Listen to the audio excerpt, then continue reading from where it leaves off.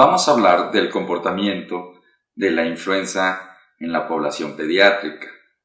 Si bien la influenza, como otras infecciones respiratorias altas, pudiera asemejar un cuadro de catarro común, tiene ciertas características que lo hacen diferente, además de los síntomas respiratorios, como la rinorrea, la tos, la irritación de la garganta. Tiene manifestaciones sistémicas como fiebre elevada, como malestar general, como artralgias, mialgias, en general astenia y adinamia. En la edad pediátrica existen muchos otros virus que también pueden comprometer la salud del niño, pero la influenza se distingue sobre todo porque es marcadamente estacional y va a compartir esta estacionalidad de invierno con el virus sincicial respiratorio. El virus sincicial respiratorio causa mayor morbilidad en los niños pequeños. En la población de lactantes, preescolares y escolares es donde se presenta con mayor frecuencia la infección por virus influenza. A diferencia de su comportamiento en adultos, donde la mayor morbilidad y mortalidad es en población que ya tiene algún compromiso en su estado de salud, alguna comorbilidad, como alteraciones metabólicas, neumopatías o cardiopatías. La mayoría de la población pediátrica que se enferma de influenza es población previamente sana. Sí existen factores predisponentes en la pediatría, como alguna inmunodeficiencia congénita o adquirida, también infecciones respiratorias como el asma o los pacientes que tienen displasia broncopulmonar. Por supuesto que también la población diabética, nefrópata y hepatópata, pero estas afecciones se encuentran en mucho menor grado en la población pediátrica. Entonces pudiéramos decir que la mayoría de los niños que se infectan de influenza es población previamente sana. En cuanto a sus características clínicas, ya mencionamos que es un cuadro respiratorio febril, pero en algunas ocasiones se puede complicar y la principal de las complicaciones es la neumonía. Esta neumonía es atípica. Si bien va precedida de un cuadro febril, el paciente tiene datos de respuesta inflamatoria sistémica, como si fuera una neumonía bacteriana, y puede tener dificultad respiratoria en diferentes grados. Pero la imagen radiográfica que vamos a observar es la de una neumonía intersticial, y en algunas ocasiones puede tener consolidaciones, pero esto casi siempre cuando se acompaña de una sobreinfección bacteriana. Otras de las complicaciones importantes es la encefalitis, aunque no es tan frecuente como en otros virus, pero debemos de tomarla en cuenta. Algo muy importante para la influenza en los niños es la prevención. Muchas de las mamás no quieren que los niños se vacunen porque piensan que la vacuna va a tener muchos efectos secundarios, pero la principal creencia falsa que se tiene es que la vacuna induce un cuadro respiratorio.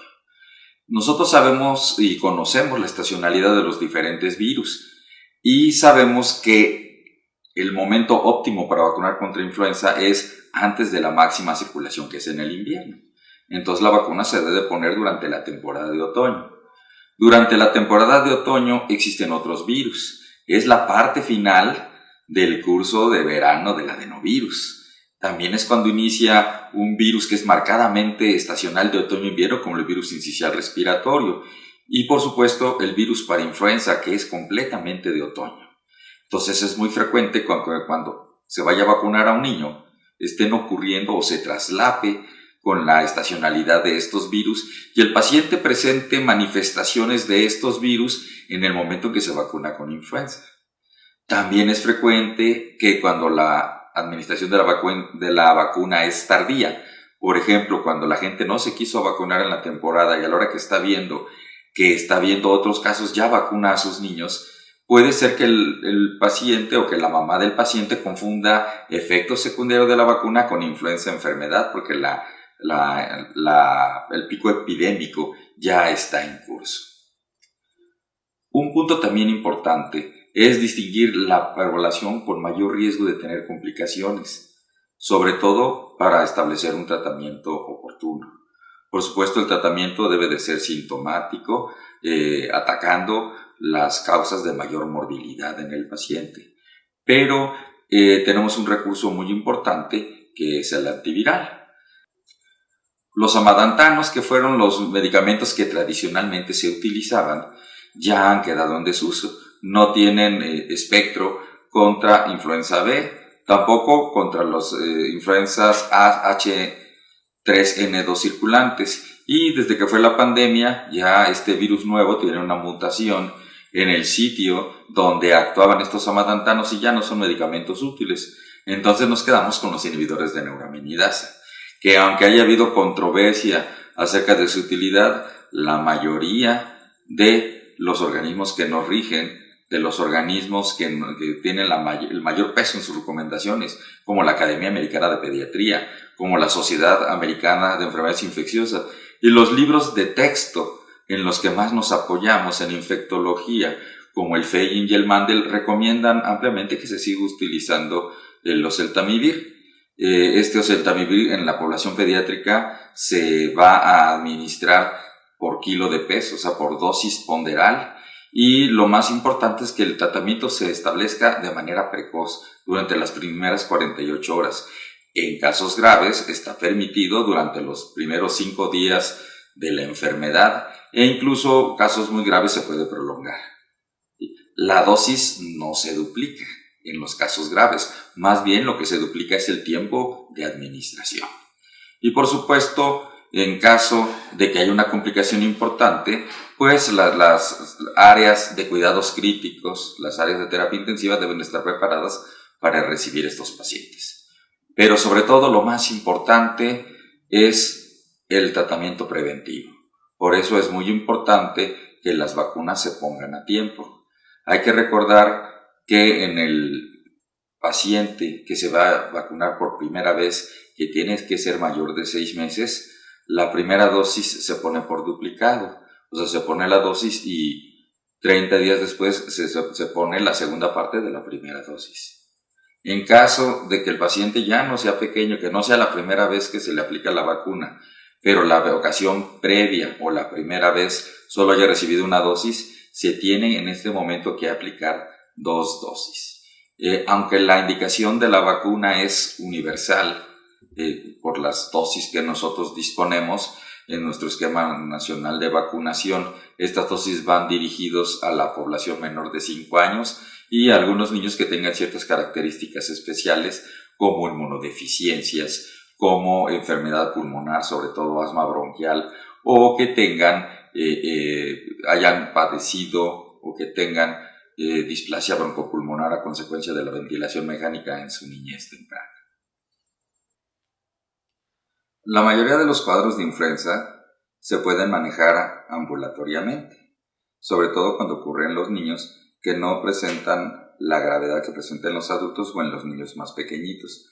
Pero hay que estar bien sensibilizado para detectar complicaciones.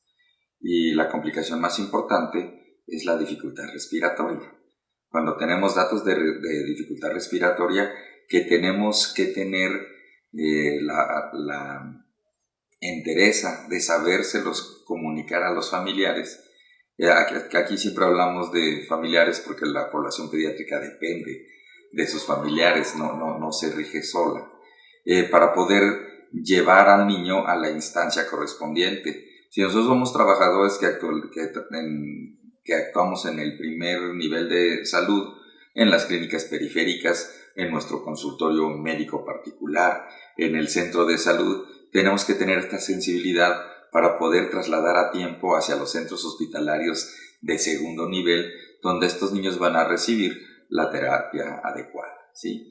Y no nada más la terapia antiviral, sino la terapia de sostén, el oxígeno complementario, en caso que se requiera ventilación no invasiva, puntas nasales, casco cefálico, y por supuesto pues garantizar un buen estado de hidratación.